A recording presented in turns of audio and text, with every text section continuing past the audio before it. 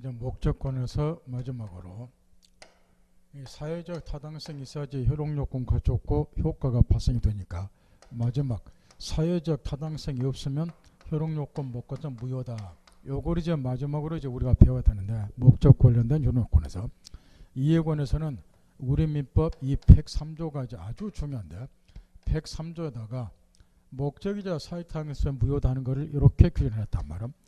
법령적 내용이 선량한 풍속이나 사회질서에 위반한 사항을 내용으로 하는 법률행위는 무효다. 이렇게 이제 규정을 해놨다는 거. 그런데 여기 103조 같은 규정을 가만히 들여다보면 법규 자체가 약간의 문제가 있어요. 그게 뭐냐 그러면 법규는 분명히 이제 이렇게 됐는데 나중에 이 103조란 조문 숫자까지 머릿속에 담아야 돼요. 그렇게 중요한 것이 이 103조니까 선량한 풍속, 사회질서에 위반한 사항을 내용으로 하는 법률에는 무효다 이렇게 되어 있어요. 103조에. 그러면 도대체 사회의 선량한 풍속은 구체적으로 뭘 말하고 사회질서는 뭘 말하고 따라서 선량한 풍속에 반하는 법률행위는 어떤 것이 있고 전혀 구체적으로 규정이 안 되어 있다 말이에요. 쏘른 말로 되어 있다 그런 이야기고 이런 103조처럼 법규가 이 추상적으로 규정이 되어 있고 선량한 풍속에 뭘 의미하는데 선량한 풍속에 반하는 법이 어떤 것이 있는데 구체적으로 안 되어 있다는 거. 추상적으로 규정이 되어 있고 법규 내용이 구체화 되어 있지 아니한 조항을 법률 용어로 뭐라고 부르냐 그러면 일반 조항이라고 부른다 그 말. 이렇게 103조 같은 조항을 일반 조항. 법규 내용 자체가 추상적으로 되어 있다는 구체적으로 규정이 안 됐다는 거죠. 이런 거를 일반 조항 그래요. 그러면 왜 우리 민법에서는 이런 103조 같은 일반 조항을 두고 있는가? 이유가 있어요. 우리가 조금 전에 강행규정이라고 하는 걸 배웠어요. 이 강행규정이라고 하는 것은 선량한 풍속이나 사회질서하고 관계가 있는 규정이니까 사회의 선량한 풍속이나 사회질서를 유지하려면 당사자가 법률에는 당사자가 요 강행규정만큼은 준수 꼭 지켜야 된다. 지켜야 될 걸 지키지 아니했으니까 무효로 본다. 요걸 공부를 했다고 말이에요. 그런데 문제는 이런 거예요. 지금 법률행위 내용을 직접 규제할 강행법규를 민법 전에다가 싸그리 넣어놓으면 얼마나 좋겠냐가 말이에요. 이런 거는 설령부터 살짝 관계 있으니까 전부 지켜야 됩니다. 이런 강행규정을 하나하나 빠짐없이 법전에 다 넣어놓게 되면 참 좋은데 내 계속 이런 소리를 했어요. 이 민법은 사법으로서 개인과 개인 사이 생활과 규율하는 법이니까 워낙에 방대해요. 줄은 것이 1118개 조문이라 이것도 엄청나게 많은 거예요. 단행 법률에서 법조문 숫자가 가장 많기 때문에. 그런데 법률행위 내용을 직접 규제할 강행규정이라고 하는 것을 법전에 만약에 다 넣어놓게 되면 아마 여기다 공을 몇 개를 더 붙여야 될 거예요. 예를 들어 이런 거 생각해 보는 거. 앞으로 이제 이런 것들이 계속 나올 건데 이 첩계약이라고 하는 게 있다고 말이에요. 요즘에는 첩계약이 좀 드물지만 옛날 우리 아버지 시대에는 본처가 있다가 막 갑이 본처가 있는 갑이 요 을이라는 세컨드를 꼬셨다고 말이에요. 네, 옛날 같으면 땅 한 필지 줄게 내 세컨드가 되라. 요런 걸 첩계약. 요즘 같으면 아파트 한 채 살 테니까 내 세컨드가 되라. 요런 거를 첩계약이라 그래요. 이렇게. 그러면 공부를 전혀 안 하는 일반 백성들한테 물어보더라도 첩계약은 일부 일처제라고 하는 선량한 풍속에 반하니까 이런 계약 처리해서는 안 된다. 이게 뭐 무효다 유효다 이런 말은 못하겠지만 일반인들은 이런 거 해서는 안 된다 이렇게 다 이야기를 해요. 바꿔 말하면 이런 첩계약은 법을 모르는 사람도 일부 일처제는 선량한 풍속에 반하니까 이런 계약은 무효다. 따라서 갑은 이 약속 지킬 필요 없으니까 아파트 사줄 필요 없다. 이렇게 이제 결론이 났건데 아파트 사주겠다 꽂아 첩계약 저러다 이 계약이 무효니까 아파트 사줄 의무가 없겠죠. 무효니까 사줄 필요가 없다. 요 이야기인데 그러면 이런 첩계약 같은 것도 민법전에다가 집어넣어가지고 민법 251조 본처가 있는 새끼들은 절대 첩계약 처리해서는 안 된다. 첩계약 처리는 무효다. 이런 걸 하나하나 개별적으로 규정해 놓게 되면 법조문 숫자가 엄청나게 늘어난다. 이런 것도 강행규정에 대해서 법전에 하나하나 개별적으로 규정을 해놓게 되면 이건 온전적으로 불가능한 거야. 이런 걸 다 하나하나 집어넣는 것이. 따라서 이제 중요한 강행규정은 이제 법전에 딱 넣어놓고 이런 것들은 일괄해서 103조로 규제를 해버리자 그 말이야. 이런 것까지 하나하나 강행 규정으로 개별적으로 법전에 넣어놓을 필요 없이. 따라서 처계약은 분명히 우리 민법상 무효인데 강행법규 위반으로 무효가 되는 게 아니라 이런 거는 처계약 체에서 안 된다 이런 강행 규정은 없어요. 대신 몇 조로 얘가 무효가 되느냐? 103조에 의해서. 103조에서 이런 거는 무효로 하자 그 말. 또는 이런 것도 마찬가지야. 지금 내 하는 말을 이해를 해야 돼요. 지금 갑이 도박을 한다 그 말이야. 도박을 이 을하고 그런 다음에 돈을 다 잃으니까 도박판에서 돈 1억 원을 빌리면서 도박판에서 약속을 했어요. 내 1억 원 변제 못하면 내 아파트로 대신 변제할게. 이런 거를 우리가 도박계약 거래. 물론 형법에서는 도박죄로 형사처벌하겠죠. 우리는 지금 민법 공부예요. 그 형사문제로 도박죄 처벌하면 민법이나 도박으로 처벌한 있다고 생각하면은 정말 합격 못해요. 본인이 지금 무슨 시간 앉아있는가를 지금 생각을 못하고 있다는 거니까.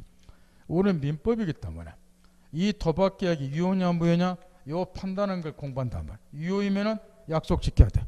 아파트 줘야 되고 무효이면은 아파트 줄 필요가 없고. 지금 이걸 배우는데 민법이니까. 그러면 이런 도박을 해서는 안 된다. 이거는 사형심을 조장하는 거니까 초등도 안다 그 말이야. 근데 이런 것도 민법전에다가 민법 252조 도박은 사형심을 조장하니까 절대 계약처에서는 안 된다. 만약에 도박계약처라면 이런 거는 무효다. 이렇게 규정해 놓으면 법전문 숫자가 기획업소 늘어난다. 이런 이야기 하고 있다 그 말이야. 그럼 이런 거는 초등도 다 판단해. 설령면서 사일서 반한다는 걸. 이것도 마찬가지야. 말 하나하나 개별적으로 이런 걸 강형법규로 법전에 넣어놓냐 그 말이야. 따라서 이런 것들은 세트로 묶어서 몇 조로 규제해버리자? 103조로. 그래서 저 103조와 같은 일반 조항을 두고 있단 말이야. 따라서 이런 것들이 무효다 하는 거는 전부 103조에서 무효가 된다. 그 이야기 이렇게. 따라서 거기에 박스를 보면 제일 앞에 이런 말이 있었어요. 적법성을 판단하는 모든 법규를 말하는 것은 불가능하다. 저런 말로 뜬금없이 그 한 줄 써졌죠. 그 말을 이해 잘하라고. 이 말이 무슨 말이에요? 법률형의 내용을 직접 규제할 강행 규정을 모두 법전에 마련해놓는 것은 입법론상으로 불가능하다. 그 이야기야. 그러니까 이런 103조와 같은 일반 조항을 둔다. 그러니까 이제 그 다음 박스 봐보세요.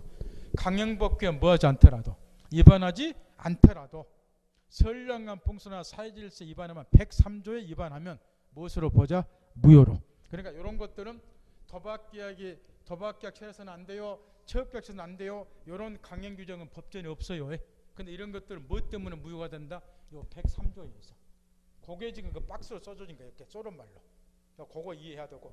따라서 이제 결과적으로 이런 103조와 같은 일반 조항은 쏘른 말로 되어 있기 때문에 구체적으로 이제 선량한 풍속이 뭐예요?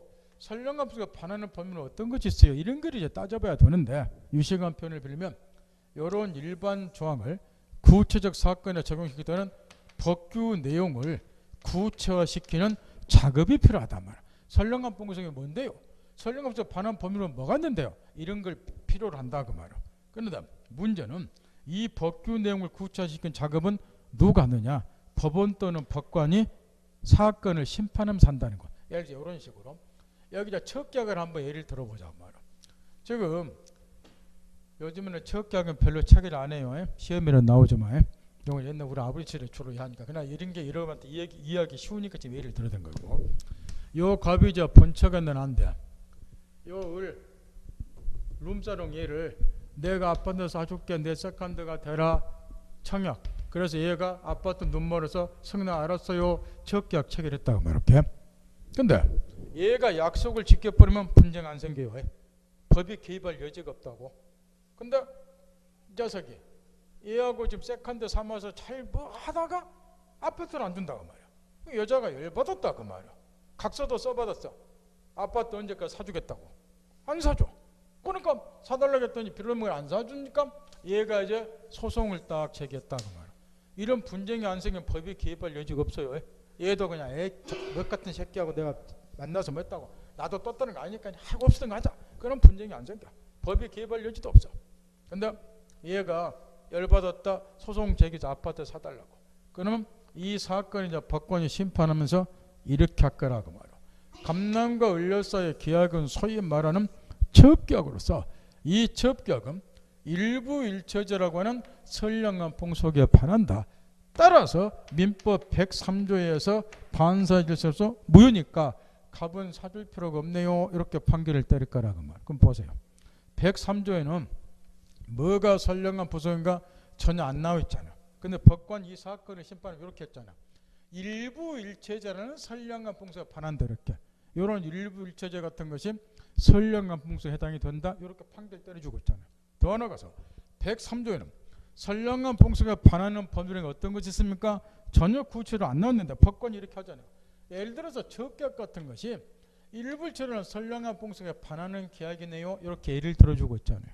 따라서 법관이 이런 소송이 붙을 때 이런 사건을 심판하면서 이런 것들이 선량한 풍속이고 이런 것들이 선량한 풍속에 반하는 법률이고 이렇게 이 법규 내용을 구체화시켜준다. 이런 이야기. 따라서 결론. 여기 사회적 타당성은 무효다. 103조와 관련해서는 결국 이제 법원의 판례가 핵심이 될 것이고 이런 사건이 붙었을 때 우리 법원에서는 어떤 것들을 선량한 풍속으로 받고 또 어떠한 사안들을 선량한 풍속에 반하는 법률을 받고 또는 그 반대로 받는가 이런 게 시험에 쏟아져 나올 거라고 하면 해년마다 여기서 한 개씩은 나와요. 거기 책에 보면 거기 55표에 따라서 기업 반사에서는 무효되고 막 밑에다 예를 들어놨어. 막 써놓은 막 그냥 막 아무렇게나 써놓은 거야 그냥. 예? 그 중에 이제 중요한 게 이런 것들 그냥 이해를 돕기 위해서 몇 가지만. 예? 그 중에서도 거기에 점 해갖고 사행성이 현저한 행 이게 이제 도박 계약을 말을 아까 드려준 거다. 그 중에서 두 번째 줄에 보면 도박 자금을 빈 적에서 그 채권자 측은 토지 양도 계획 있잖아요. 요거 방금 얘기해준 거야. 이렇게 도박판에서 돈 1억 원을 빌면서 요거 못 갚아. 옛날 같으면 내 땅으로 대신 줄게. 요즘 같으면 내 아파트로 대신 변작해 놓게. 이런 건 이제 무효니까 줄 필요 없다 그 이야기야. 그래서 이제 흔히 말하기로 우리가 법 공부 아는 사람도 도박판에서 빌린 돈은 줘야 돼요? 안 줘도 돼요? 띄어 먹어도 된다? 이런 말이 그래서 나오는 거예요. 법적으로 그 말은 맞아요. 안 갚아도 된다고. 이런저런 이유 때문에. 그 다음 그 밑에 보면은 대가가 결부돼서 정의관념에 반하는 경우에서 점점 해갖고 형사사건의 성공보수 약정 있죠. 요게 또 요즘에 아주 하다하게 논란이 되는 문제고 그 형사사건의 성공보수 약정 그 판례들인 것 옆에다가 좀 요거 2015년도 판례요. 이런 거 좀 써놓으면 좋은데 연도도 꼭 써놔야 돼요. 그때 당시 시대 사회상을 반영하고 있기 때문에 이 형사사건의 성공보수 약정 요즘에서 가장 시험에서 중요한 건데 형사 성공보수 약정 종래 이제 사회 문제가 됐던 게 이런 거예요. 여러분도 이제 기사를 통해서 많이 봤겠지만 요 갑이 형사사건에서 피의자예요. 범죄자다 그 말이에요. 해세자 얘가 기소를 당했는데 요 을 변호사하고 다음과 같이 약정을 맺었어요. 과거에 이런 약정을 많이 맺었어요. 나를 기소유예로 풀어나게 해주든가 또는 보호석으로 풀어나게 해주든가 아예 그냥 무죄 받게 해주면 성공보수금으로 당신한테 변호 당신 1억 원을 주겠다. 이런 게 성공보수 약정이에요. 그죠? 그러면 이 약정이 유효다. 그러면 1억 원을 줘야죠. 이렇게. 만약 집행유예나 보호석이나 무엇을 풀려나게 해주면 1억이 뭐예요? 재벌들만 100억 약속해요. 재벌이나 고위 권력자 이놈들은 아무리 중범죄를 범했다 하더라도 들어갔다 바로 나오잖아요. 대한민국 제일 유명한 로펌 변호사 집단들하고 이런 성공보수 약정을 맺으니까. 그러니까 이게 과거에 사회 문제가 엄청 됐다고. 왜 그러느냐? 서민들은 이런 범죄를 가져간다 절도죄 같은 거 범했다 하더라도 변호사 선임할 돈이 없어요. 성공보수 약정을 맺을 일도 없다면 그냥 국선 변호사가 변호해주고 그러죠. 중범죄 같은 거는. 그러다 보니까 이런 성공보수 약정은 유전 무죄, 돈 있는 놈들은 무죄고 무전 유죄고 돈 없는 사람 유죄 받고 이렇게 되더라고 말이야. 국가의 수사나 재판의 결과가 뭐하고 지금 연관이 돼버려? 수사나 재판의 결과가 금전적 대가가 결부가 돼버리잖아요. 그 변호사들은 원래 사회 정의를 위해서 변호를 해야 돼요. 그래서 변호인은 직무 공공성에 현저히 이게 위반한다 그 말이에요. 수사나 재판과 금전적 대가가 결부가 돼버렸기 때문에.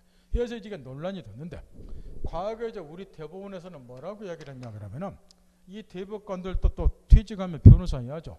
그러니까 이 성공보수 약정을 유효로 봤어요. 유효로 성공보수 약정을. 그러니까 변호사 떼돈 애들이 많았다고 말이야. 다만 이제 미안하니까 국민들이 이런 걸 비판하기 때문에 뭐라 했느냐. 그러나 과도하게 여기에 이제 성공보수 약정의 큰 경우는 감액은 좀 시킬 수 있다. 이런 식으로 두리뭉실 했다고 말이야. 근데 국민들이 이에서 엄청난 비판하다 보니까 2015년도에 대법원에서 판례가 이제 서류 하나 나왔다고 말. 종래 판례하고 달리 이 성공보수 약정 중에서 형사 사건에서 성공보수 약정은 판사 질서로서 무효라고 말이야. 그래서 주의할 견해가 있어요. 왜냐?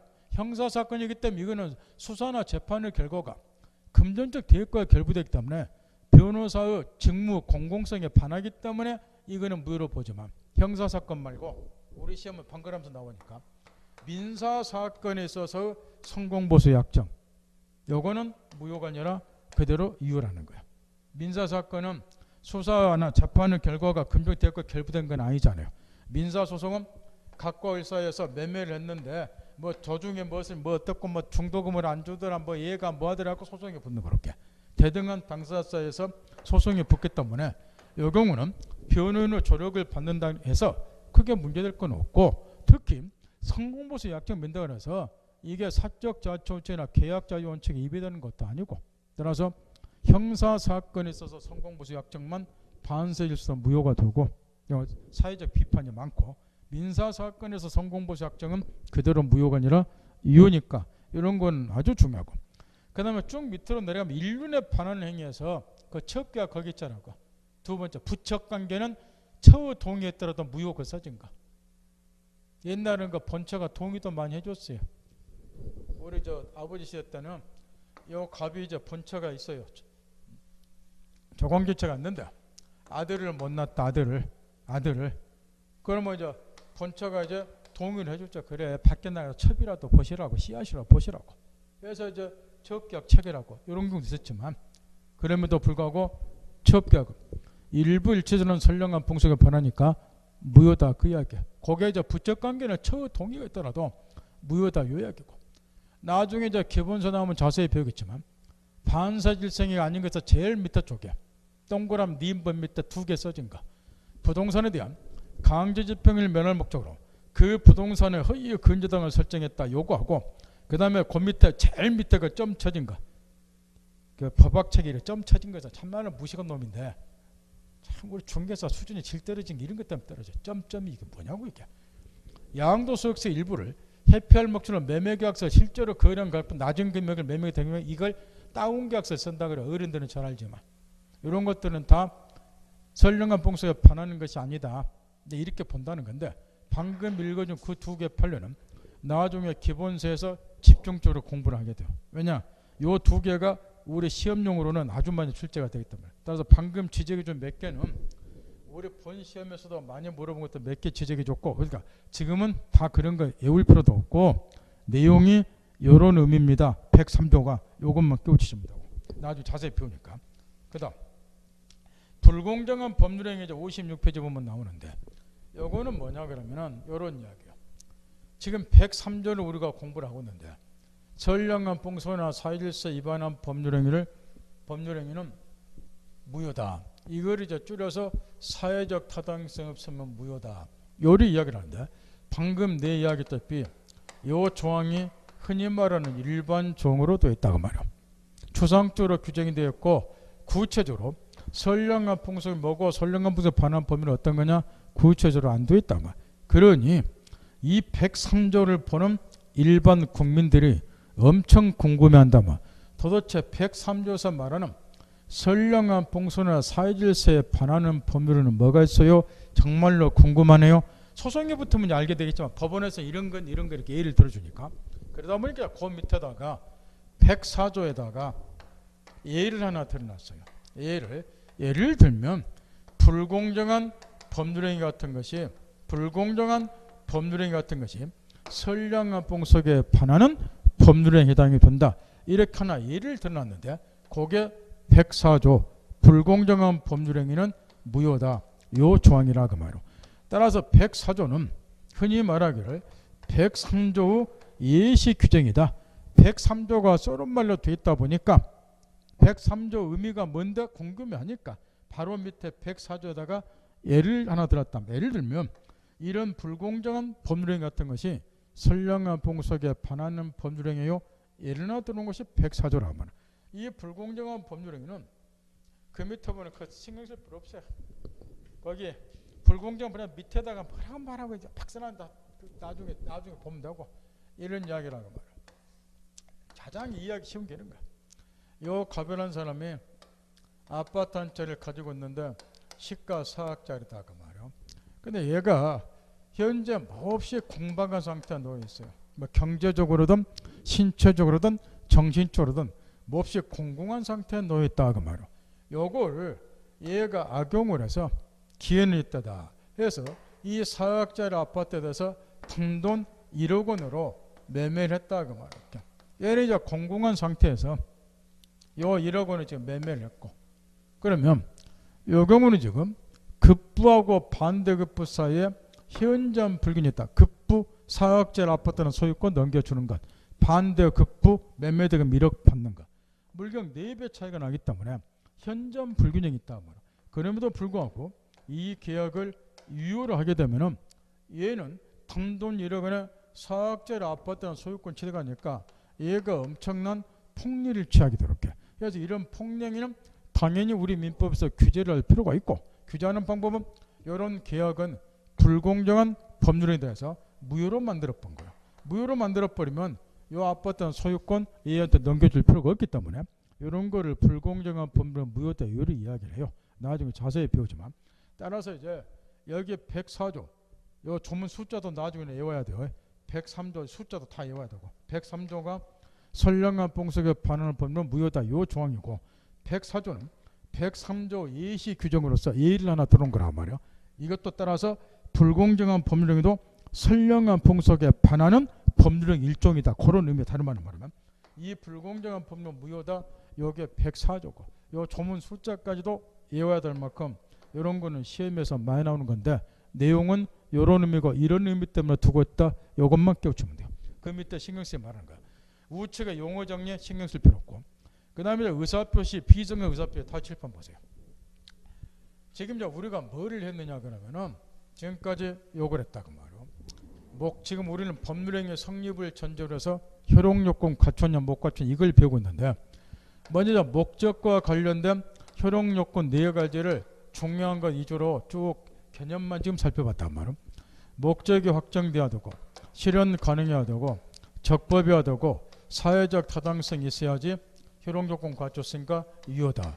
따라서 확정되지 않거나 이행이 불가능하나 적법하지 않거나 사회적 타당성 무효다 이런 거 뭐가 이야기인데, 목적 확정은 성립 당시부터 확정됐을 필요는 없고 확정할 수 있는 표준만 지었으면 된다. 핵심 포인트고, 이행이 가능하다고 불가능한 무효됐을 때 요거는 법률행위 성립 당시를 기준으로 해서 성립 당시부터 이행이 불가능한 경우 유시간 표현을 빌면 원시적 불능만 무효다. 이게 핵심 포인트고, 적법하지 않으면 법률행위 목적이 바꿔말한 내용이 법규를 위반하면 무효다. 근데 모든 법규만 따라 다 무효가 되는 게 아니고 그 중에서 선량한 봉석이나 사회질서하고 관계가 있는 강행규정 꼭 지켜야 되니까 이 강행규정 위반을 따내서 무효다. 이게 핵심 포인트고, 사회적 장애성 무효다 하는 것은 이는 법률행위 내용을 하나하나 규제할 강행법규를 모두 둔다는 것이 입법론상으로 불가능하기 때문에 일반 조항인 103조를 두고 있다. 따라서 사회적 타당성 관해서는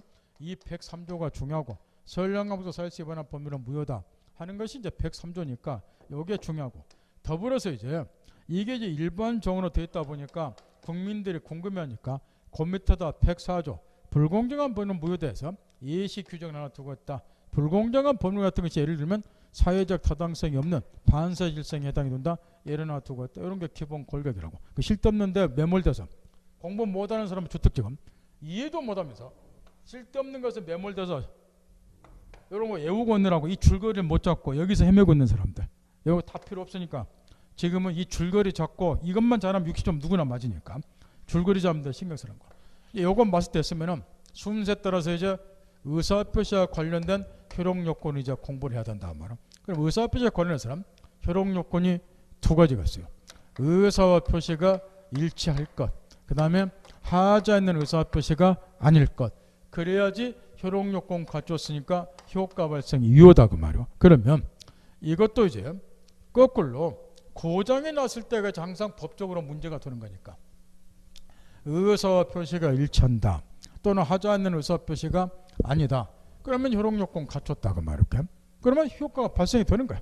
그럼 때 되면 이행하면 땡이라면 문제될 게 없으니까. 그런데 이제 효력 요건 갖추지 못한 경우 첫째, 의사와 표시가 일치하지 아니하거나 또는 하자 있는 의사표 아니야지 효과가 생기니까 하자 있는 의사표시면 어떻게 됩니까? 효력 요건 못 갖췄지 않습니까? 요때는 어떻게 처리해야 됩니까? 요게 문제란 말이야. 요게 의사표시와 관련된 효력 요건을 갖추지 못한 경우란 말이야.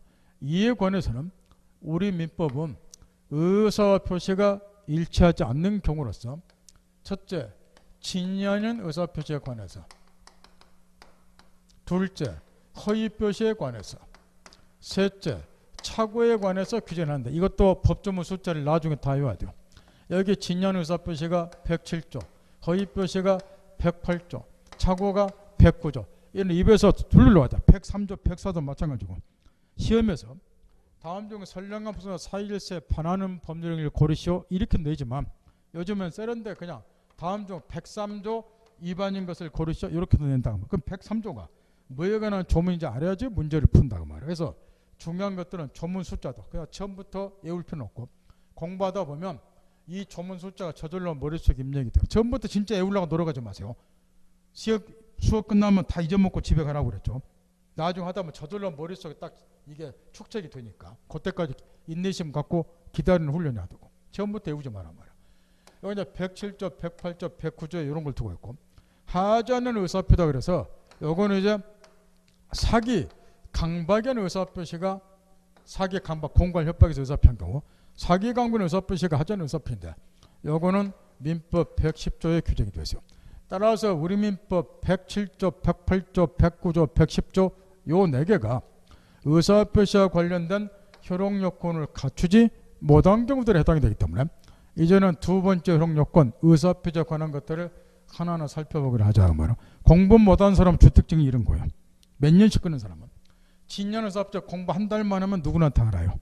근데 진년 의사표시가 이게 어디서 나오는지도 모르면서 그냥 진년 의사표시 원칙 이거다 얘다 뭐다 이러니까 공부가 안 된단 말이야. 이 도출을 할 줄 알아야 돼. 이게 지금 어디에서 지금 나오는 것인지 의사표시와 관련된 효력 요건을 갖추지 못한 경우들에 해당이 된단 말이야. 그러면 거기에 책에 보면 그 유형만 이거 쭉 써니까 집에 가서 읽어보면 되고 뒤에 넘겨서 59페이지 보면 진위한 의사표시에서 이게 이제 조문 숫자도 좀 써놔야 되는데 107조예요. 진위한 의사표시 조문 숫자가 표의자가 진위 아님을 알고서 하는 의사표시를 진위한 의사표시로 표의자가 진위 아님을 알고서 하는 의사표시를 진위한 의사표시 요리 이야기를 한다 그 말. 그러면 107조의 이제 진위한 의사표시에 관해서는 이런 것들이 이제 문제가 된다는 건데 의사표시와 효력 요건 갖추지 못한 첫 번째 경우 이런 것들이 이제 실제로 문제가 된다는 건데 갑이 을난 여자에게 얘가 이제 아파트를 한 채 가지고 왔는데 실제로는 을난 여자한테 아파트를 증여하고자 하는 의사는 없는데 증여는 재산을 무상으로 수여하는 계약을 말해요. 공짜로 주는 거. 실제로는 증여하고자 하는 의사가 눈꼽만치도 없는데 얘를 꼬시기 위해서 실제와 달리 증여하겠다는 의사표시를 했다 그 말이야. 그럼 이제 분석을 한번 해보자 그 말이야. 얘는 실제로는 진위는 증여하지 않겠다는 이게 진위라 그 말이야. 근데 요거는 내심에 들어있겠죠. 실제로는 증여하고 싶은 생각이 없는데 요거는 위에부에 표현된 게 여기 들어있다고. 진위는. 근데 표시는 뭐였느냐. 얘를 꼬시기 위해서 이거하고 반대로 증여하겠다 이렇게 의사표를 했다 그 말. 그러면 증여하겠다 요게 글자 그대로 진이 아닌 의사표시에 해당이 된다 이야기야. 이런 걸 진이 아닌 의사표시 이렇게 이야기를 한단 말이야. 그럼 이것도 마찬가지라는 거예요. 얘가 지금 꽃이든 어쩌든 증여하기 또 의사표였고 아파트를 공짜로 주고 그러면 분쟁이 안 생겨요. 근데 빌어먹을 놈이 아파트를 증여를 안 하더라고 말. 근데 이 대목에서 얘가 그래 네가 그런 놈이자고 또 수긍해보면 분쟁이 안 생겨. 그러면 법원에 소송이 붙을 일이 없어. 그러면 법 공부할 필요도 없어. 얘네들은 법 없이 살 사람들이야. 그런데 을런 여자애가 불받았다 그 말이야.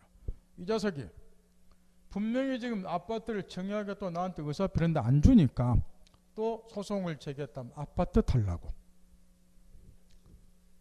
여러분이 왜 법 공부를 하는가를 잘 생각을 해야 돼. 특히 40, 50대 이상 중년들 학원에 하면은 그것도 2년, 3년 공부하면 처음 공부한 애들을 이렇게 꼬셔요. 시험용으로 공부하는 거고, 그러니까 간단히 외울 것만 외워버리면 되고, 이런 거는 다 실무에 가면 필요 없다고 이렇게 이야기해요. 근데 미안한 이야기지만 실무에서 필요해. 왜냐? 이런 것도 얘네들이 이의제기 안 하면 그냥 묻혀 지나가. 근데 요즘 요즘 백성들은 학력 수준이 높아졌어요.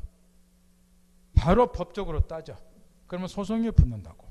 그러면 재판에서는 법관이 아무렇게나 재판하는 게 아니에요. 민사재판 같으면 민법 규정에서 재판해. 형사사건 같으면 가벼운 놈의 의를 두드러 팼다. 법관이 지 마음대로 징역 1년을 차는데 이렇게 하는 거 아니라고. 형법 규정에 따라서 판결을 내는 거라고. 그래서 민법은 민사사건에 있어서 재판의 준칙이 되고, 형법은 형사사건에서 재판의 준칙이 돼요. 이런 거를 유시간 표현을 위해서 민법은 민사사건에 있어서 재판 규범이다 이렇게 이야기를 한다고. 재판의 기준이 되는 법이라고 말이야. 무슨 이야기냐? 보통 때 이의제기 안 하고 묻혀 지나가면 법이 필요가 없다고. 근데 한 사람도 이의제기하면 소송이 붙어요. 그럼 법관은 민사사건은 민법에 따라 재판을 한다고. 그래서 민법 공부 열심히 하시라고 말이야. 나중에 분쟁 때 큰 낭패를 봐요. 그래서 법대로 하라는 거예요. 옛날에는 법대로 안 해도 다 묻혀 지나가. 두드려 패도 지네들 걸 산에 가서 취급하고 두드려 패갖고 신고 안 하고 하면 징역생활 안 했다고. 그럼 묻혀 지나가는 거야. 근데 얘가 신고했다. 그러면 소송이 본다고. 그러면 형법 규정에 따라 징역 몇 년 차 이렇게 판결이 떨어져. 이건 민사사건도 마찬가지고. 이럴 때도 그냥 아무 이의제기 안 하면 묻혀 지나간다고. 근데 요즘 사람들은 학력 수준이 높으니까 이미 국민들의 학력 수준이 엄청나게 높아졌는데 복덕방 하는 놈들은 맨날 생각하고 있네. 옛날 생각하고 대충 법 위반해도 묻혀 지나가겠죠. 안 묻혀 지나가 요즘에는. 그래서 법 공부 제대로 하라는 거예요. 나중에 조직의 쓴맛을 보기 전에. 이 경우도 얘가 춘다교수님 아파트 할라? 이러니까 문제가 생기는 거예요. 그러니까 이런 분쟁이 생길 때를 대비해서 우리 민법 107조에 뭐라고 했느냐? 법은 상식이에요. 스스로 생각해 보는 거예요. 이 사건에서 법은 상식이니까 이 갑은 실제로는 징역을 하는 의사가 없었는데 얘를 꼬시기 위해서 징역하겠다고 의사표시를 했어요. 그럼 여러분 생각에는 갑이라 나하고 을이라 내하고 누구를 더 보여주는 것이 우리 상식에 맞는가? 법은 상식이냐? 그런 걸 생각을 해보는 거예요. 그랬더니 또 이렇게 생각을 해요. 얘가 실제로 좋다는 생각은 없었으니까 이걸 무효로 해가지고 안 줘도 되는 거 아니까 이렇게 하면은 법 공부할 때 참 깝깝해져. 요거는 이자 내심에 들어있는 거예요. 외부의 표현이 안 됐다고. 내심에 들어있는 건 얘가 알 수가 없잖아요. 안 그래요? 요거는 얘 내심에 들어있는 거니까 표시는 주겠다고 한 거예요. 이렇게. 그럼 얘가 이자 내심까지 알 수 있는 방법은 없잖아요. 신이 아닌 이상. 우리는 평범한 사람을 대상으로 법 공부를 하는 거예요. 신을 대상으로 하는 게 아니고. 여기 내심에 들어있는 거는 본인 자신하고 하느님은 아는 거예요. 상대방은 알 수가 없어. 내 욕구 어떻게 투신하냐고 말이야. 일단은 예를 보여줄 필요가 있다는 거야. 그러면 이런 진리한 의사표시는 원칙 유효다. 여기 107조로 규정이 됐어요. 107조 1항에 원칙 유효다. 상대방의 시각에서. 상대방은 이자 실제를 알 수가 없으니까. 따라서 결론. 진리한 의사표시는 원칙 유효니까 얘는 내심으로 공짜로 주고 싶은 생각이 없다 하더라도 증여 의사표를 한 이상 요게 유효니까 증여할 의무가 있다 그 말. 의무가 있으니까 공짜로 주어라 요 이야기라고. 그런데 법은 또 외적인 경우도 규정을 해놨어요. 요게 저 107조 1항 단서인데 뭐라 해놨느냐, 혹시라도 이런 것도 있지 않겠냐 말이야. 이 상대방이 아주 또 신이 아니니까 이제 내신까지 투시할 능력은 안 되지만 뭐 남자 새끼들도 많이 잡혀봤어. 그래서 눈빛만 봐도 알아. 아, 이 자식 나 꼬시려고 헛소리 하네. 요 진의하는 의사표시가 토의적 진의가 아니라는 것을 상대방이 알았거나 알 수 있었다 그 말이야. 이런 경우도 이제 비제를 모하기 때문에 외적으로 이런 경우까지 107조랑 단서에다 규정해놨어요. 알았거나 알 수 없다. 이런 경우는 보여줄 필요가 없지 않냐 그 말이야. 요 진의하는 의사표시가 표의자는 의사표시 하는 자를 말이요. 표의자 진의가 아니라는 것을 얘가 알았다. 이 알았다는 것은 법률 용어로 어떤 사정 알고 있는 것을 악이라고 표현해요. 그 다음에 알 수 있었다. 법조문에 보면은 알았거나 알 수 있었다 이런 문구가 자주 나오는데, 알았다는 것은 어떤 사정 알고 있는 것을 법률로 악이라 그래. 지금부터 이제 선의 악이란 말이 엄청 쓰여두는데, 어떤 사정 모르고 있는 것을 법률용어로 선의 그라고. 여기에 착할 선자를 쓴다 그래서 착한 놈 나쁜 놈 그게 아니고 법률용어로서 선의는 어떤 사정 모르고 있는 것, 악의는 알고 있는 것. 그 다음에 알 수 없다 법조문이 이렇게 되어 있는 거죠. 알 수는 있었는데 주임을 게을러서 알지 못했다. 저번 시간에 그 못하겠다고 고치라는 것이 바로 이건데, 주임을 게을러서 알지 못했다 이런 거를 과실이 있다 법률용어는 이렇게 표현을 해요. 이렇게. 그래서 이제 법조문에 알았거나 알 수 없다 이렇게 된 것은 악의 또는 이제 과실 이렇게 법률용어로 표현된다는 거. 그러면 이런 거는 예를 보여줄 필요가 없기 때문에 이 아파트를 공짜로 주도록 하면 안 되잖냐. 그래서 표의자 진의하는 것을 상대방이 알았거나 알 수 없을 경우는 외적으로 진의하는 의사표시는 무효다 이렇게 규정을 해놨어요. 따라 이번에는 이 증여 의사표시가 무효라는 거예요. 이게 이제 무효이기 때문에 증여할 의무가 없고 안 줘도 됩니다. 소송이 붙으면 얘가 패소당합니다. 이런 이야기.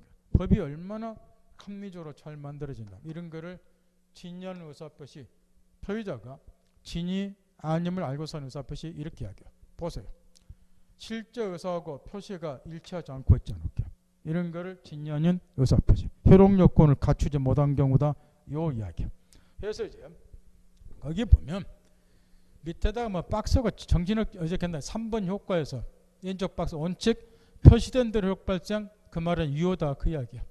제일 밑에 예외 상대방이 알았거나 알 수 있을 때 그 악이 가려울고 과실을 된다. 이 경우는 무효다 그 이야기야. 따라서 이 내용만 정확하게 이해를 잘 해두라고 말이야.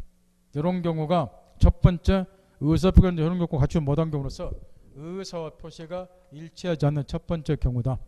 표의자가 진의하면 알고서 하는 의사표시를 진의하는 의사표시, 줄여서 이제 비진의 표시 이렇게도 표현하고, 요거는 원칙이 상대방을 보여주고, 상대방은 표의자 진의를 일단 알 수가 없으니까 상대방을 보여주기 위해서 진의하는 의사표는 원칙 이유로 본다.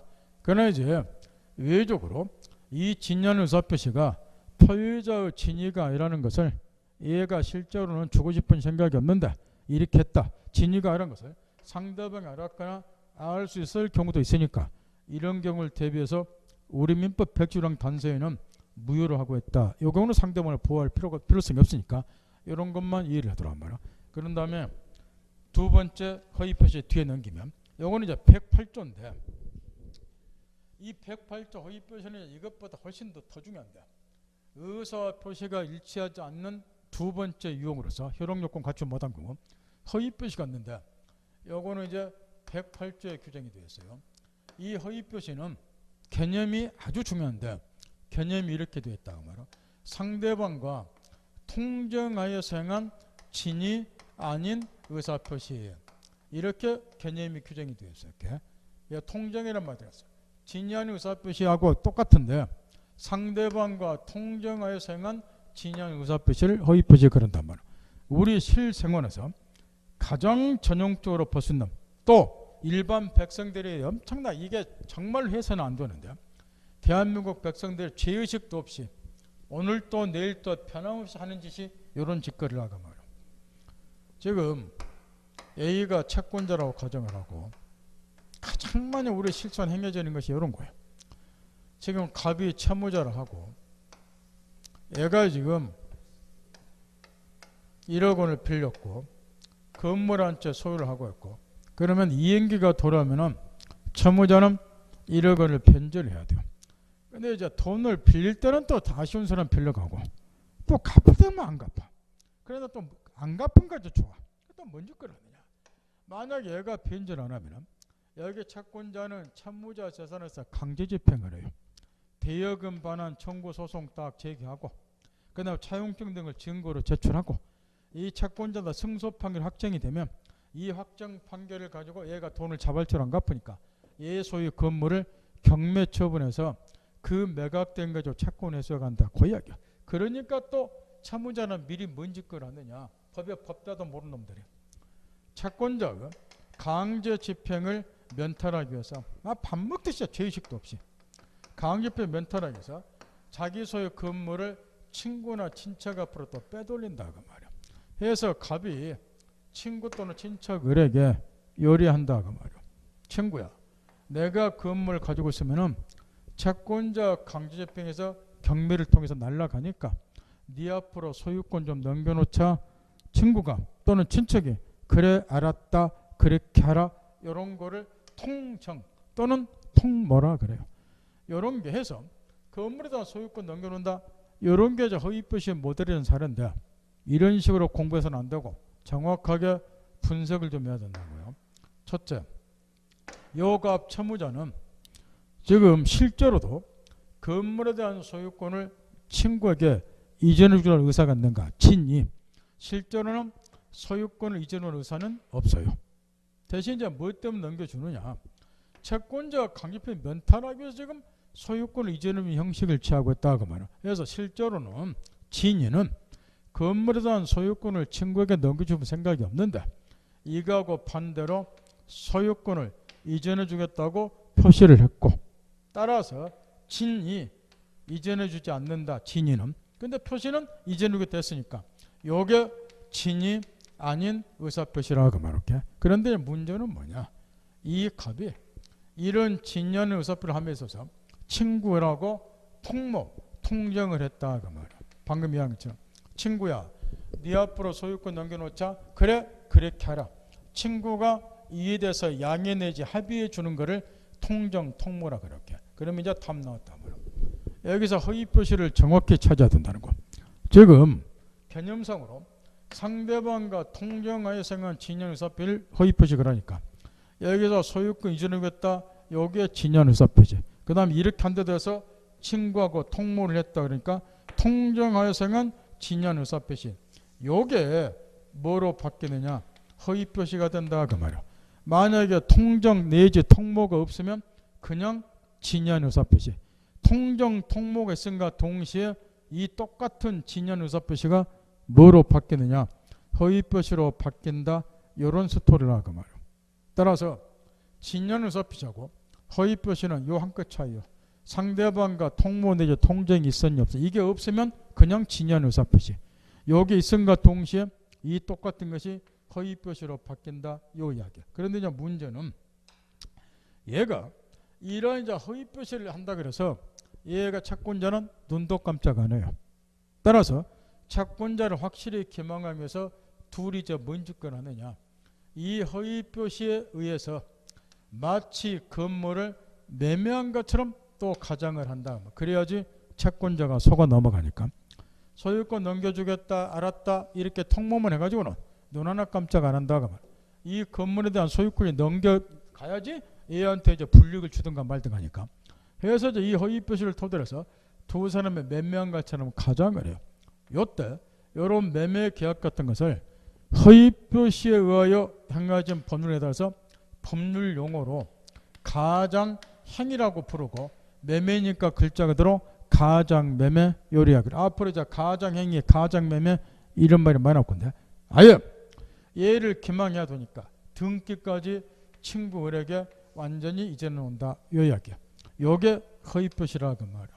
이 허위표를 토대로 행해진 요 매매를 가장행위, 가장매매라 그러고. 그러면 이게 상식으로 생각을 해보는 거야. 상식으로.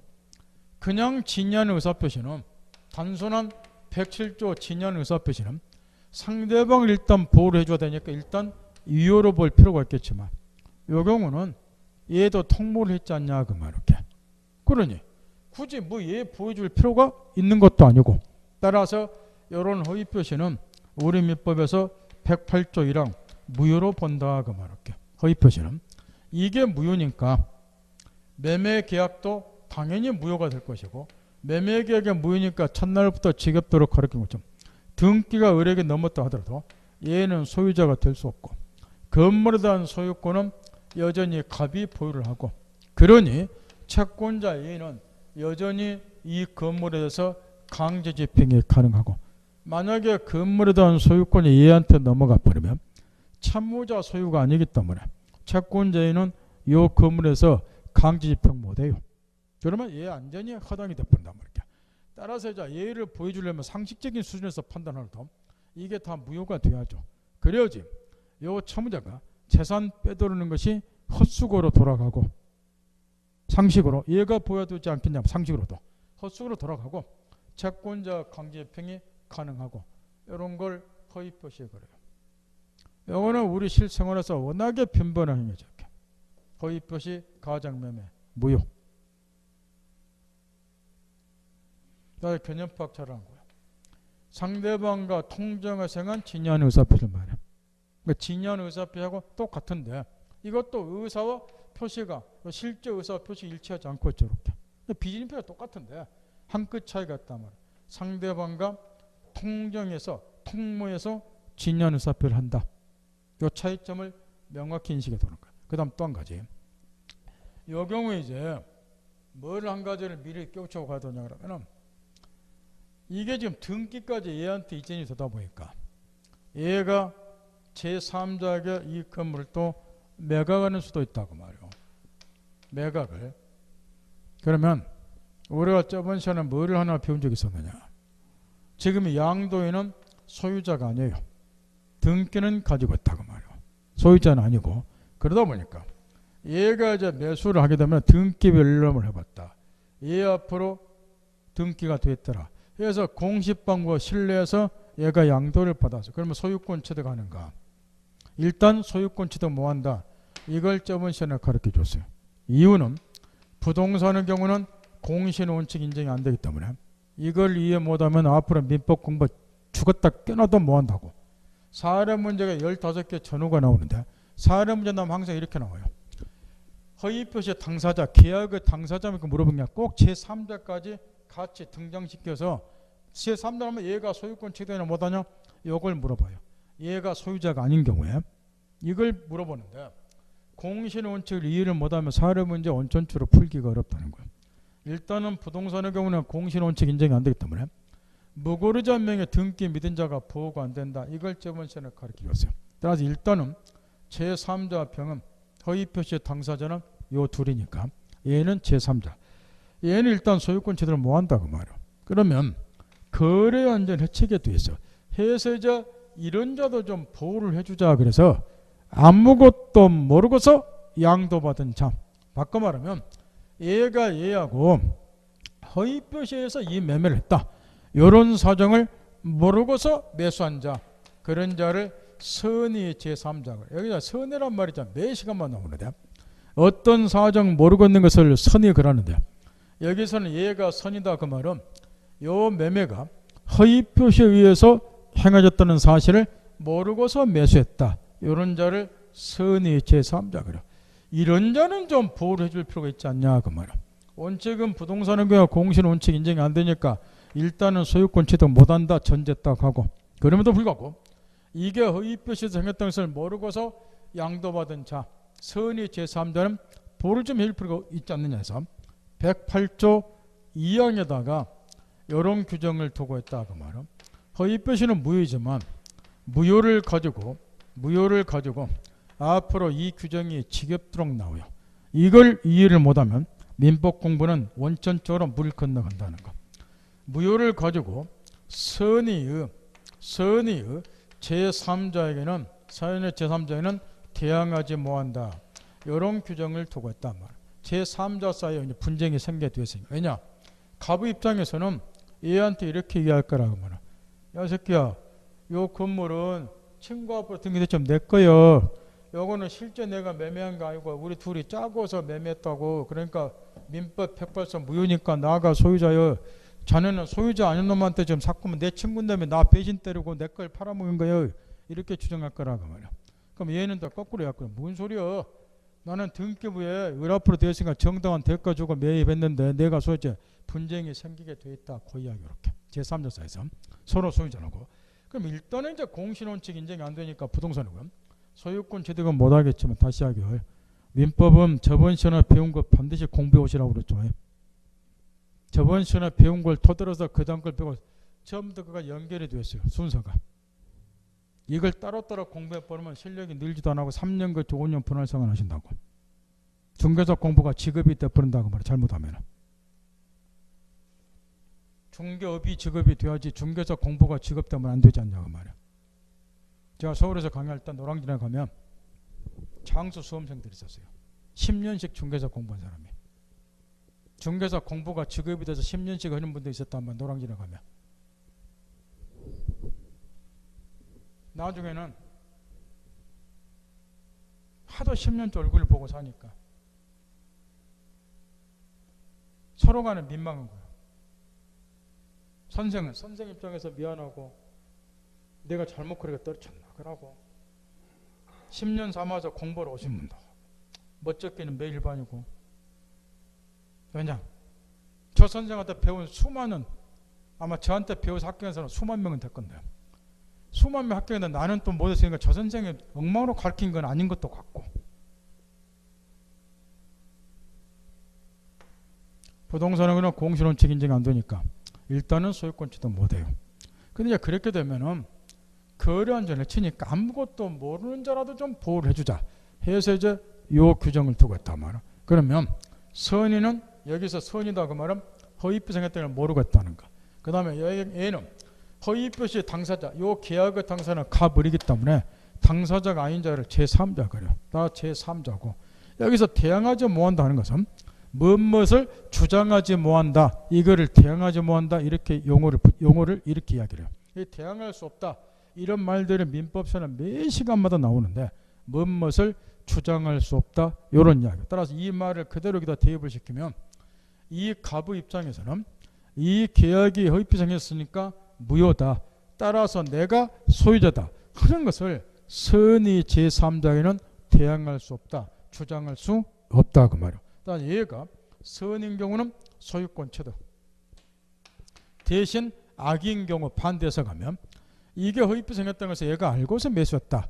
이런 애는 보여줄 필요가 없지 않냐 그 말이에요. 그래서 반대해서 가면 무효를 가지고 악의 제3자에게는 대항할 수 있다. 이렇게 되겠죠. 따라서 얘가 악인 경우는 이게 무효니까 내가 소유자라는 것을 얘한테 주장할 수 있으니까 얘가 악인 경우는 소유권 취득을 못하게 돼요.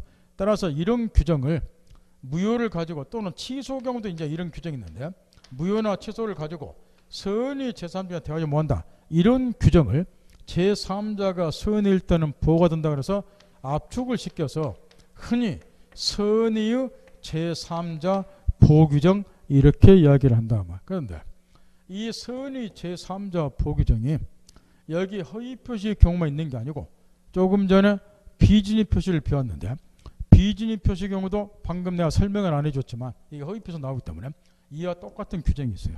나중에 자세히 배우지만 선의 제3자 보호규정은 허위 표시 경우에만 들어있는 것이 아니고 지금 의사표시와 관련된 효력요건을 갖추지 못한 경우 107조부터 110조까지 여기에는 무효나 취소를 가지고 선의 제3 대하지 못한다 하는 규정이 다 들어서 비진입 표시, 허위 표시, 착오, 사기, 강박 경우에 취소는 이따 한번 살펴보라고 이런 선의 제3자 보기 전까지는 줄거리를 잡아서 미리 이해를 좀 해둬야 된다는 거.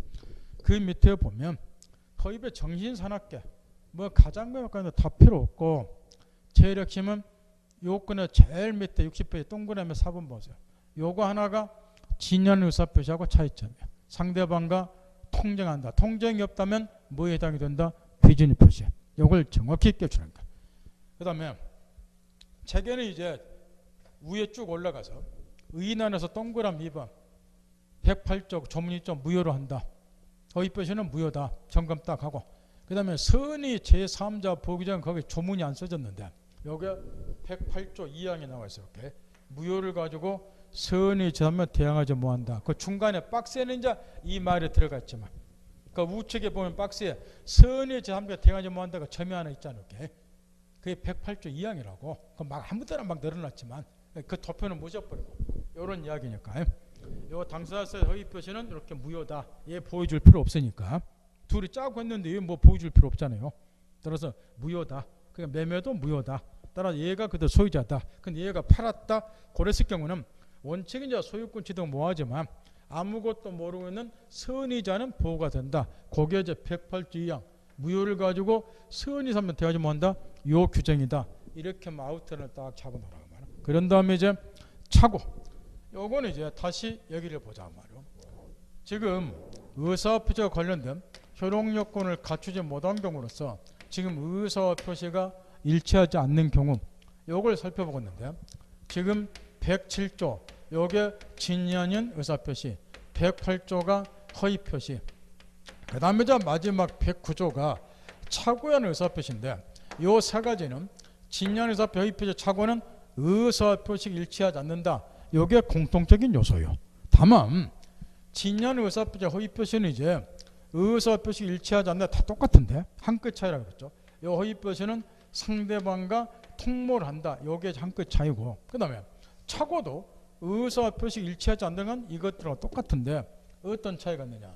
착오는 이런 걸 말한다 그 말이요. 착오한 의사표시는 요거는 109조에 규정이 되었는데 이런 걸 이제 쉬운 예로 착오한 의사표시가 그래요. 갑의 토지 소유자다. 얘가 내심으로는 이 토지를 1억 원에 팔겠다고 의사를 가졌는데 요거는 여기에 들어있는 거 내심에. 그런데 깜박에서 계약서에다는 공 하나 빼뜨리고 1,000만 원으로 잘못 표시를 했다 그 말 이렇게. 그러면 요 상대방은 이자의 내심에 들어있는 실제 의사는 알 수가 없으니까 눈에 보이는 건 요것만 보이잖아. 갑이 싸게 나왔네. 1,000만 원 사겠다. 승낙을 했다 그 말. 해서 이제 계약이 성립이 됐다는 매매 계약이. 그런데 나중에 이제 이 애가 정신 차리고 보니까 이렇게 됐더라. 그럼 얘가 뭐라 그래? 나 착각했네. 나 1,000만 원을 못 팔아. 원래 1억 원에 팔겠다 한 거야. 해서 이제 이런 게 착오에 해당이 된다 그 말 이렇게. 그러면 착오에 의한 의사표시는 이렇게 실제 의사표시가 일치하지 않는다. 요거는 위에 두 개하고 똑같아요. 그런데 뭐가 차이가 있느냐? 여기 107조, 108조 진연 의사표시 허위표시는 의사표시 불일치를 표의자가 알고 있는 경우예요. 아까 얘 들은 거 생각해보세요. 비준위 표시 의를 꼬시기 위해서 실제로는 아파트 증여 의사가 없는데 실제대로 증여 의사 표시했다. 의사표시 일치가 난다고 해서 얘가 알고 있잖아요. 따라 이 두 개는 의사표시 불일치를 표의자가 알고 있는 경우에 대해서 착오는 의사표시 불일치를 표의자가 모르고 있는 경우다. 요게 핵심 포인트라 그 말. 요 사례에서 이렇게 의사표시가 일치하지 않는다는 것을 얘가 알고서 이렇게 할 일은 없고 모르고서 있지 않냐 그 말. 이 불일치를 표의자가 모르고 있습니다. 이 점에 있어서 여기 위에 두 개하고 착오는 차이가 있습니다. 그 이야기야. 의사표시 일치하지 않는다는 것은 세 개가 공통적인 요소지만 지금 의사표시와 관련된 효력요건을 갖추지 못한 경우를 지금 검토를 하고 있으니까. 그런데 그 중에서도 위에 두 개는 그 불일치를 표의자가 알고 있는 경우에 대해서 아까 예를 가만히 음미해보면 착오는 의사표시의 불일치를 표의자가 모르고 있다는 거. 이렇게 표시할 당시에는 실제와 달리 표시한다는 것을 모르고 있다는 소리죠. 따라서 그 점에 있어서 착오는 다르다. 요거 염두에 두고 이 착오한 의사표시는 우리 민법 109조에 뭐라고 되어 있느냐. 요거는 무효사유가 아니라 취소할 수 있다. 이렇게 되어 있다 그 말. 그런데 여기서도 이제 한 가지 뭐만 좀 신경을 써두면 되냐 그러면은 이걸 생각을 해보라는 거예요. 여러분이 지금 을이라고 한번 생각을 해보자. 을이라고. 그러면 지금 갑이라는 애가 이 토지를 지는 내심으로 1억 원에 팔겠다고 의사를 가졌는 거는 모르겠지만 계약서는 지금 1,000으로 딱 돼 있어요. 그럼 내 입장에서는 이 토지가 왠지 모르게 시가보다 싸게 나왔다는 거. 사겠다고 생각을 했어요. 나 아무 잘못도 없다고 말이야. 지금 내가 이제 실제 의사를 알 수는 없는 거니까 계약이 성립됐어요. 해서 얘가 은행으로부터 대출을 받아서 매매대금도 준비를 다 해놨다 치자 그 말이야. 매매대금도 준비를 다 해놨는데 갑이 어느 날 딱 보더만 어이 내가 공 하나 빼들어붙네. 착각했네. 나 우리 민법 109조에 보면은 차관의 의사표현 취소록 됐으니까 나 취소할란다 하고 취소를 해버리면 요 계약이 저번에 양자 처음부터 무효로 돌아가 버려. 그러면 얘는 이 토지 매수 뭐 한다 그 말이야. 그러면 생각해보라고. 얘는 아무 잘못도 없는데 이런 융자금에 대한 이자는 물어야 되지 않냐 그 말. 이런 손해가 엄청나게 생긴다. 아무 잘못도 없이. 얘가 착오를 이유로 취소함이 있어서 상대방이 뭐 잘못한 게 있습니까? 생각해보는 거. 아무 없어. 잘못한 거 없어요. 근데 얘가 취소를 해버리면 취소 안 하면 그대로 소유권 취득하니까 불이익을 입지는 않겠지만 취소한 순간에 무효로 돌아가니까 얘는 이 땅 매수를 뭐 한다 그 말이야. 근데 은행으로부터 대출받은 융자금이나 이자는 또 물어야 된단 말이야. 엄청난 손해가 생겨 그렇게.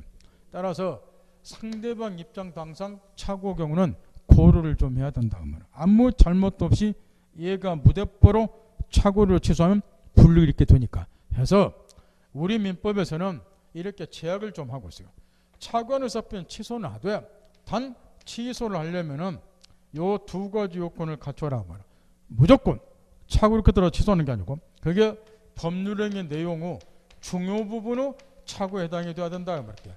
중요 부분의 착오에 해당이 돼야 되고 경미한 착오는 상대방 보채나 취소하면 안 된다 그 말이야. 법률행위 중요 부분에 착오가 있어야 되고 취소하려면 두 번째 착오 이렇게 대해서 토의자에게 중대한 과실이 없어야 된단 말이야. 이렇게 착오 이렇게 대해서 얘한테 너무나 큰 잘못이 있으면 이런 거는 취소해서는 안 된다는 거. 상대방 보호 차원에서.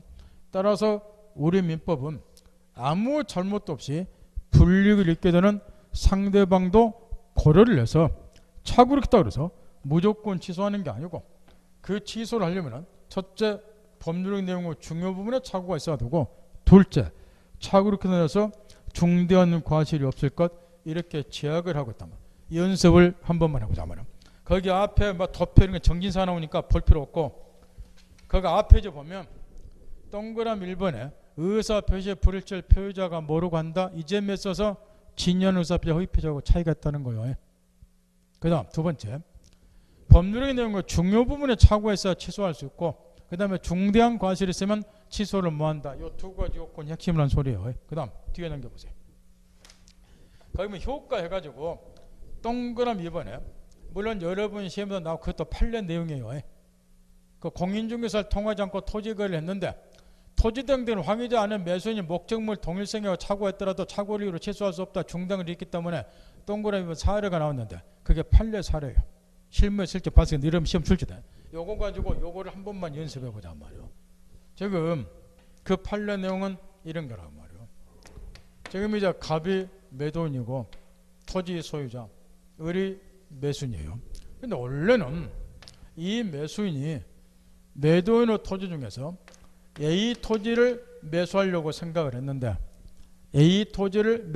생각을 했는데 얘가 토지 대장 등을 제대로 확인을 안 해보고 결과 옆에 붙어있는 B 토지에 대해서 매매계약을 체결해버렸단 말이야.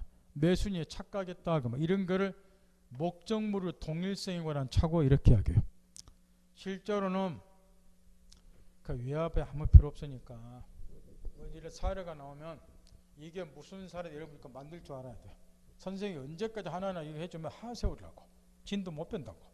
지금 기초니까 내가 하나하나 가르쳐 주지만 나중에 읽은 순간에 이게 무슨 내용이다 그래 판단하지 않는다고. 객관적 시험은 다른 거 없어요. 그래서 외우지 말한 거야. 지문에 이게 다 나와. 그거 여러분은 1, 2, 3, 4, 5 맞냐 틀리냐 그 판단해서 정답 고르는 거야. 스스로 이제 만들면 돼. 그 상식에 입각해서 이렇게 된다. 그 상식에 입각해서 풀면 돼. 그러니까 외우지 마시라고 말이야. 그래서 이렇게 문구가 나오면 이게 무슨 내용이다. 여러분 스스로 알아서 하셔야 돼. 나중에 가면은 모든 걸 선생님 하나하나 1년 걸려야 돼요. 한 번 끝내는데 그렇게 할 수는 없으니까 몇 가지 딱딱 예를 들어주면 여러분이 나머지는 이거는 책에 이렇게 쓰는 게 이런 내용인가 보다. 그걸 빨리빨리 깨우치면 누구나 90점 이상 맞아요. 야, 객관적 지문을 다 써줘. 여러분이 뭐 논문식 시험 보는 거 아니니까 보고 읽어서 판단하면 돼요. 판단하려면 그 내용이 무슨 내용인가를 깨우쳐야 되고. 지금 그 판례 내용의 첫째는 지금 이거라고 말이요. 설명할 때 설명 잘 드리는 거예요. 우리 실제로는 이 토지를 원래 매수할 생각이 있었는데 토지 저당 등을 확인하지 않고 거래를 하다 보니까 옆에 붙어있는 B 토지를 A 토지로 착각해서 B 토지에 대해서 매매계약 체결했다. 이런 거를 목적물을 통일서는 착오하고 그래요. 그럼 일단은 매수인 입장에서는 어이 나는 이걸 매수하는데 왜 이렇게 됐지? 나중에 정치로 보니까 나 만약에 B 토지 매매 계약을 착오료로 취소 못하면 내가 의도하지 않게 이 토지를 매수를 해야 돼요. 나는 지금 이걸 필요로 하는 건데 그러니까 착오료를 취소할 수 있냐 여부가 중요하다는 건데 취소하면은 요거 취소하고 요걸 다시 매매하면 되고 근데 이제 이걸 취소를 하려면은 여기 대입시키라면 첫째 법률행위 내용의 중요분을 착오에 해당이 돼야 돼요. 그러면 이제 이거를 검토를 해야 돼. 이것도 판례산을 다 열 수 없게 없어. 가급적 상식에 따라서 판단해 보는 거. 이게 지금 토지 매매예요. 그러면 토지도 물론이고 건물도 마찬가지고 부동산 매매의 경우는 부동산마다 결혼시는 다 배웠을 거예요. 특성이 다르죠. 그래서 부동산이 중요한 거예요. 그러면 A 토지, B 토지 사이에 특성도 다르고 도로에 처마하는 면적도 다르고 용도도 다르고 그잖아요. 그러면 요 착오는 당연히 매수 입장에서는 법률행위 내용의 중요분의 착오에 해당이 돼야 돼요. 중요분의 착오에 해당이 상식으로 판단했을 때 그럼 이걸 취소하느냐. 그런데 거기에 뭐라고 썼느냐. 왜 얘가 이런 착오를 했느냐. 직거래를 했어요. 중개업자 통하지 않고 여기에 직거래라는 상황에 공인이걸 통하지 않고 그랬으니까 만약에 중개업자를 통하고 그랬으면 이런 매수인 착오를 하면 이거는 착오인데 매수인한테 중대한 관심이 없어요. 중개업자가 잘못한 것이기 때문에. 그러니까 직거래 했잖아요. 그러면 매수인이 직접 뭐 해야 돼요? 토지 대장 등을 확인해서 목적물을 동일선으로 착오 일으키지 않도록 주의무를 다 기울여야 돼. 토지장도 다 지가 직접 확인해야 되고. 근데 안 했잖아요. 직거래 안 했는데. 그러니까 이렇게 착오 일으켜서 매수인에게 뭐가 있다? 중대한 과실이. 중대한 과실이 있으니까 결론 B 토지 매매 계약을 착오로 취소할 수 없다. 이렇게 되는 거예요. 그 판례 내용이. 따라서 첫 번째 효력 조건 의사표시와 관련해서 의사표시가 일치하지 않는 경우 우리 민법에는 107조 진행의사표시, 108조 입표시, 109조 착오 3개를 규정해 놓고 있다. 근데 이게 의사표시 일치하지 않는 점에서는 똑같은데 약간의 미묘한 차이가 있다. 이 정도 딱 정리 딱 해두고 그 다음에 마지막으로 하자 있는 의사표시다. 그래서 하자 있는 의사표시가 아니어야지 효력 요건 갖추고 실제 효과가 생기는 거니까 하자 있는 의사표시에 관해서 사기 강박이다. 그래서 110조의 마지막 규정을 하는데 마지막으로 요거 살펴보기로 하자면 요 세 가지는 이 정도로 쭉 줄거리 잡아놓고 또 한번 쉬었다 하죠.